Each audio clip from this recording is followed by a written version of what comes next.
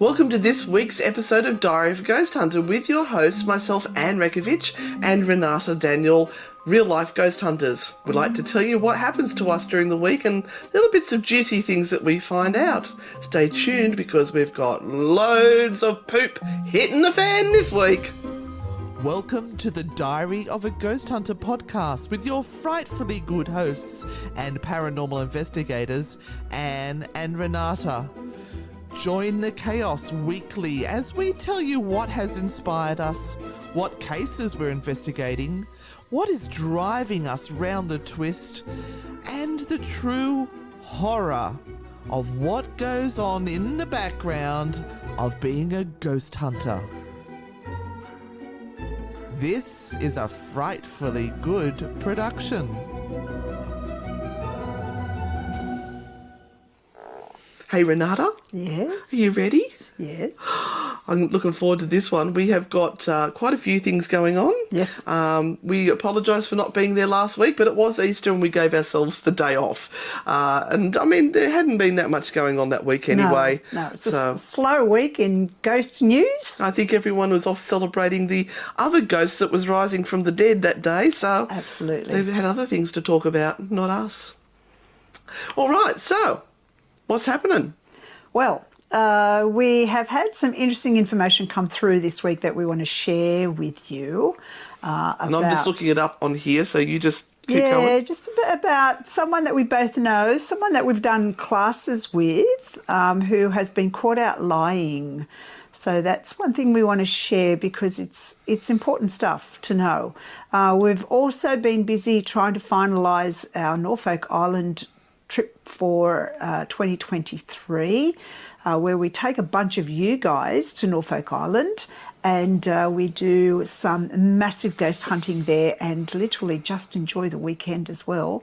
But this year it's so schmick, it's unbelievably schmick. We have millionaire schmick.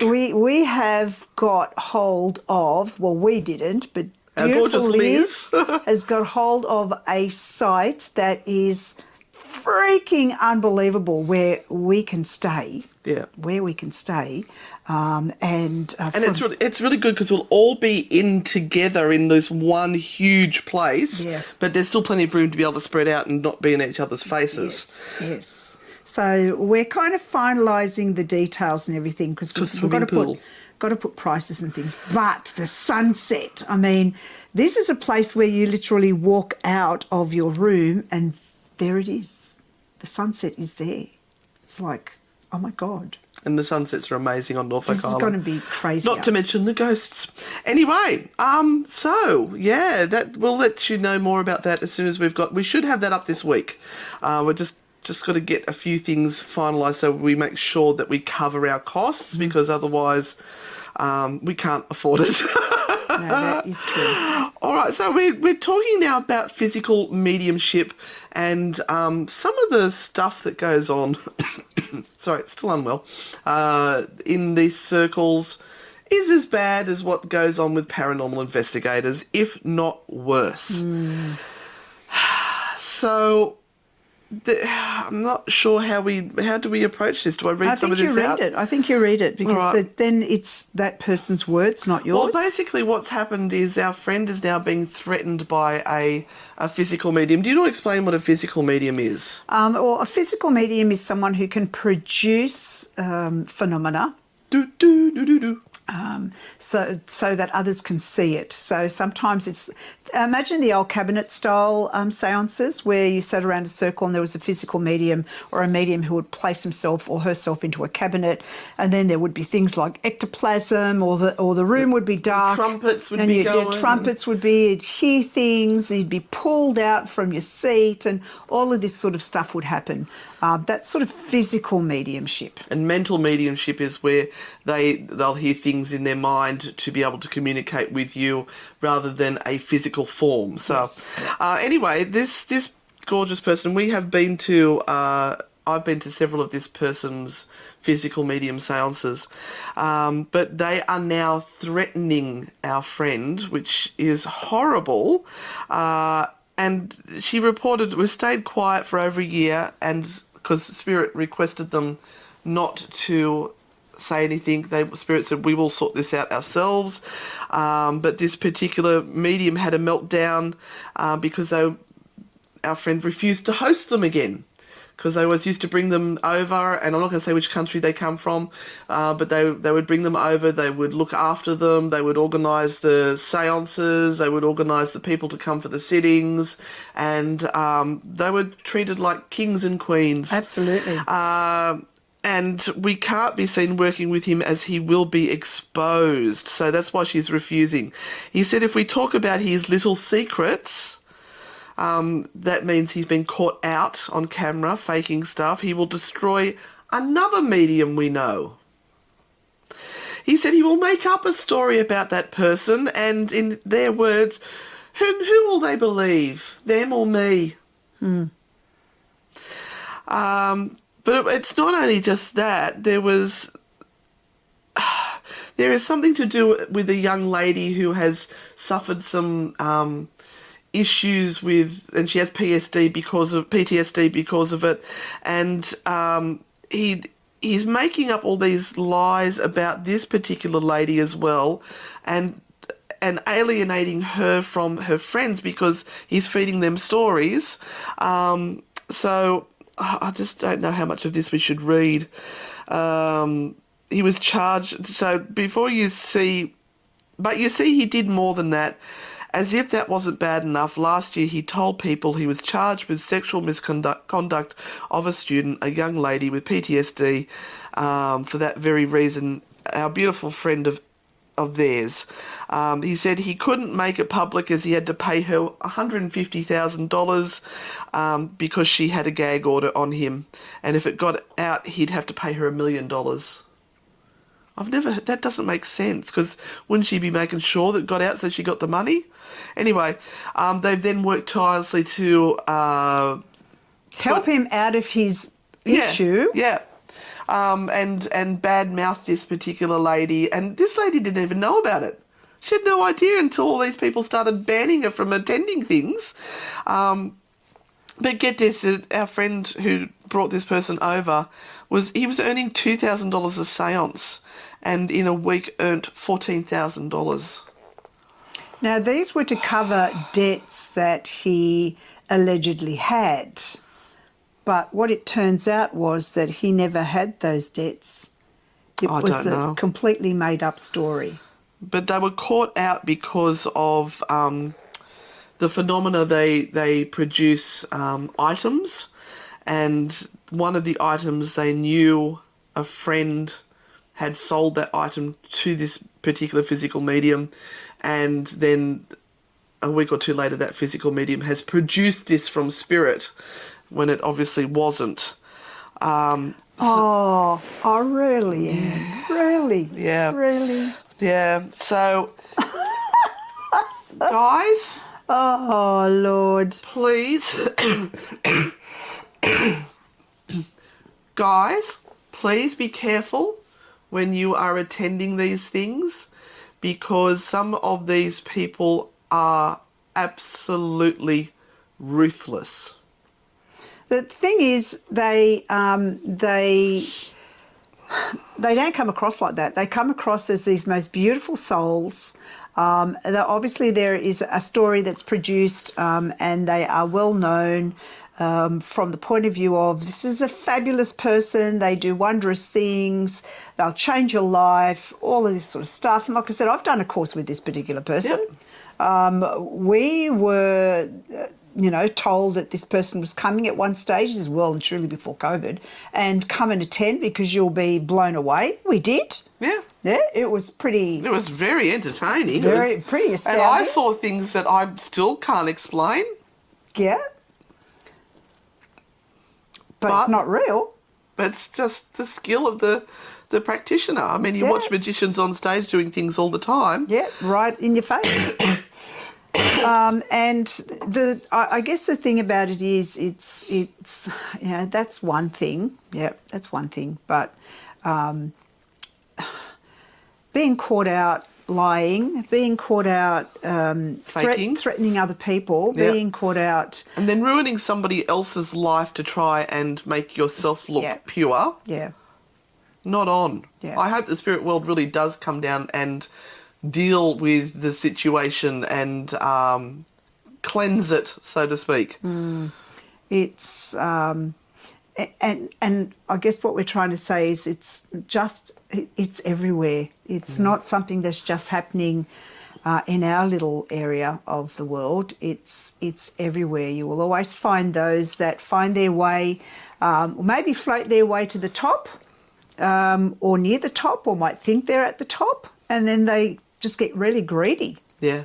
And start doing the wrong things because they think they're beyond control, beyond... And beyond the the law. No, what we said was the worst thing ever was that they're doing this in the name of spirit. Yeah. And in the name of, the paranormal or the supernatural or whatever it is. They're using that as the guise that is allegedly supposed to make them purer than the driven snow, and yet beyond the Spirit's that... chosen them, they're special. Yeah, and then beyond that, You must listen to my words because I know all. They're just being absolute assholes.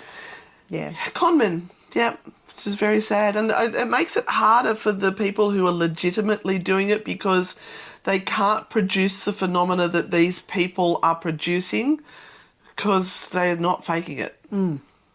Still don't know how he does half the stuff he does, but very interesting. Anyway,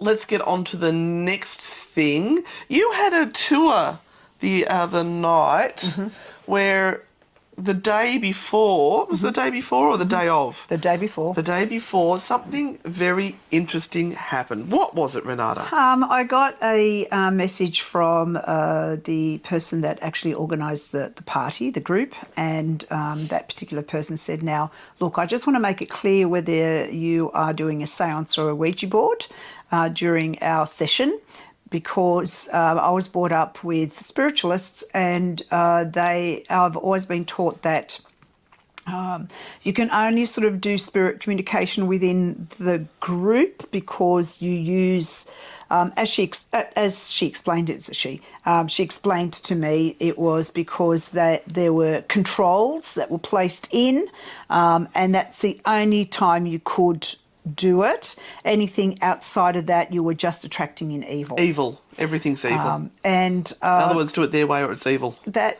really perturbed me, and I kind of went... That's not the word I would have used because I was there when she found out. Yeah. Oh, I used a different set of words. You did. And I just kind of thought, well, you've booked a ghost tour, and I did give them a full report of what we were going to do because I was asked to do so. This is what the tour is going to look like,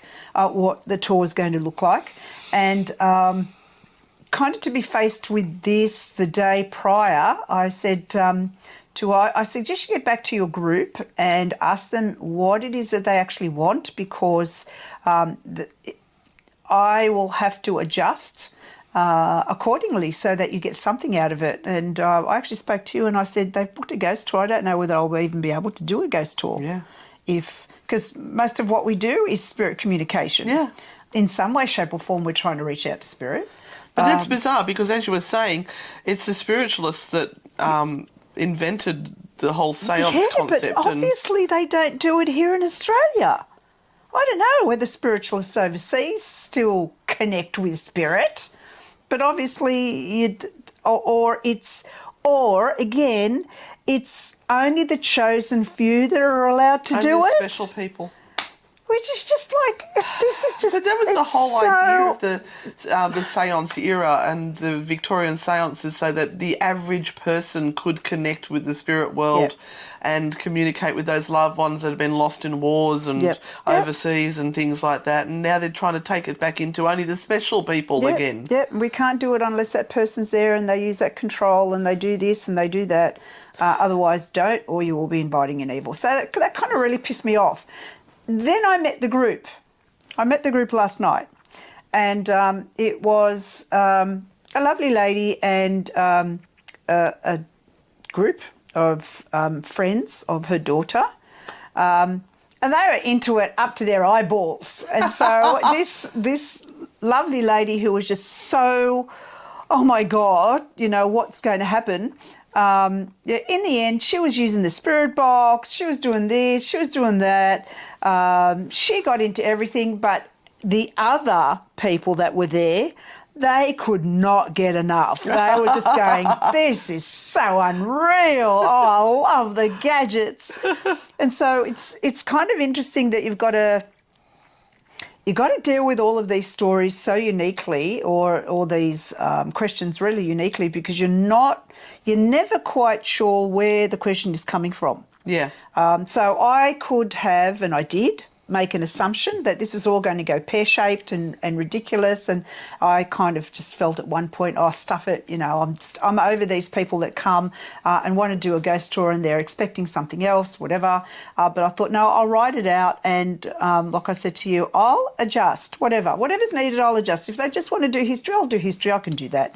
But when they landed, I asked them all directly, how they feel. We're going to keep it nice and light. We did change a couple of things so that, it wasn't going to be in any way, shape or form anything that they might be worried about.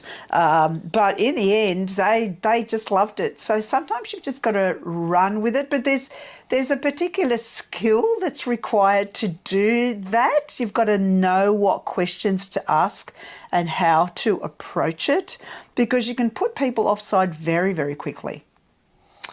Yes. Now, I could have lost that whole tour before I even started it. Yep. I could have lost that tour within the first 10 minutes. But we had to really gauge from moment to moment, from experiment to experiment, how all these people were going, until we got to a point where we kind of went, they're loving it. Let's just roll with it. But that was a bit of a worry. Yeah. Yeah, that was a bit of a worry. I actually had an interesting one with a paranormal team that put a comment up. It was an Irish paranormal team saying, we just want to give you our stance on the use of Ouija boards. They are evil. They are wicked. They will never be used in our team. And anyone who uses them is, and our demonologist has told us. And I'm like, okay.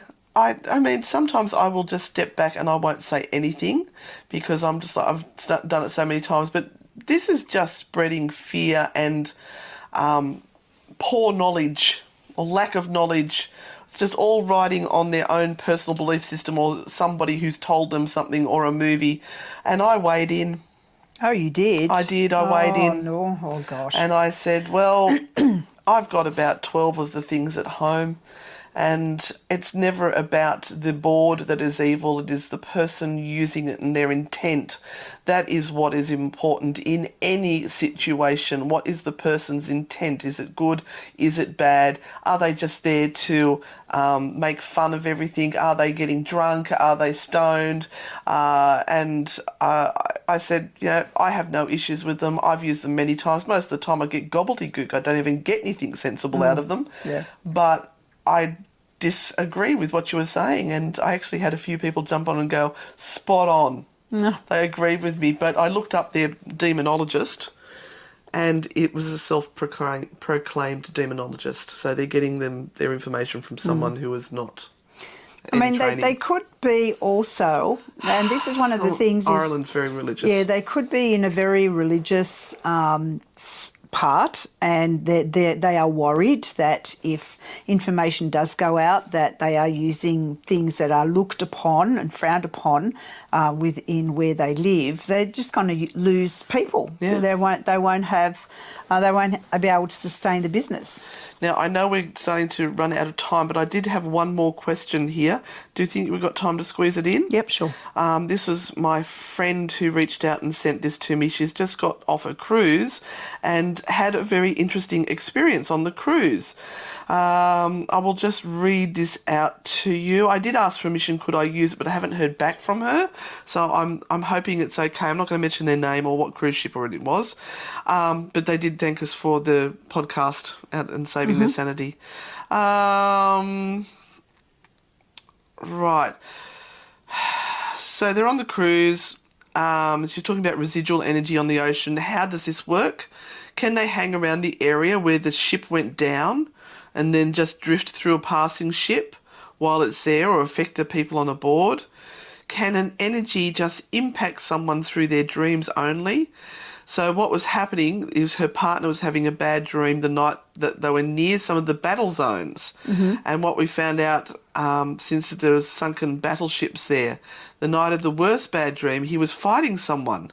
I was already awake from his rapid movements and talking when I thought I saw a flicker of a shadow or a dark patch of darkness in the darkness. Those cabins are really, really dark.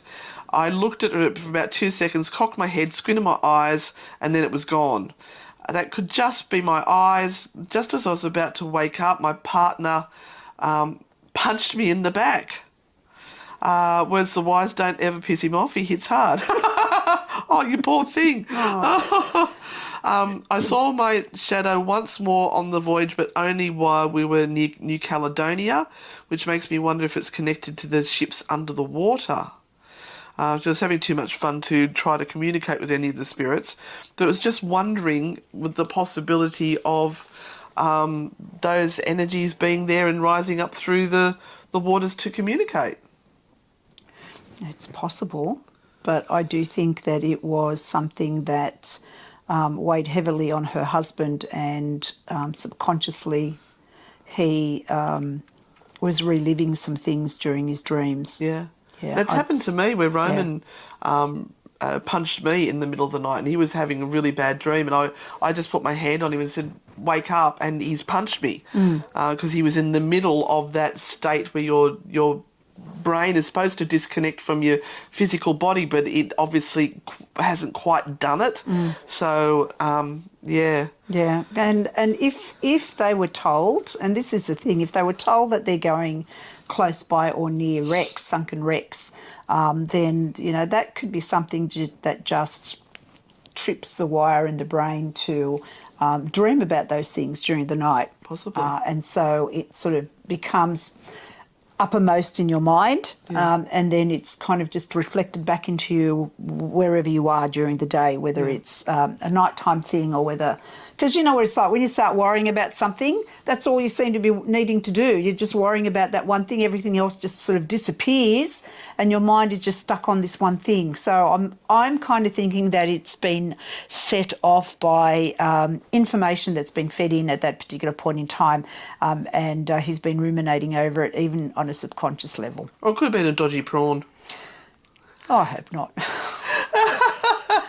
Look, anyway, that we have to finish up, guys, because sorry, we've got to race into the studio. I'm hoping I can get this onto a podcast, because I've now just realised I didn't press record on the audio.